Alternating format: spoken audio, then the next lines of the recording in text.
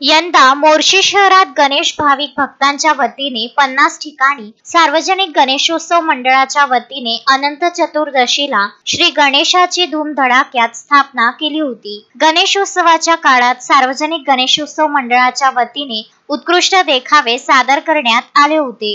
गणेशोत्सवाची सांगता सोमवार 9 सप्टेंबरला जवळपास 31 सार्वजनिक गणेशोत्सव मंडळाच्या वतीने ढोल ताशांच्या गजरात विसर्जन मिरवणूक काढली होती। त्याचप्रमाणे 10 सप्टेंबर रोजी 18 सार्वजनिक गणेशोत्सव मंडळाच्या वतीने कामगार चौक, पेठपुरा, गुजरी बाजार, प्रभात चौक, सात सवारी चौक, मंत्री मार्केट मार्गे जयस्तंभ चौकापर्यंत ढोल ताशांच्या व डीजेच्या आवाजात गणपती बाप्पा मोरया, पुढच्या वर्षी लवकर या, गणपती बाप्पा गेले गावाला, आता आम्हाला करमेना अशा जयघोषात विसर्जन मिरवणूक काढण्यात आली।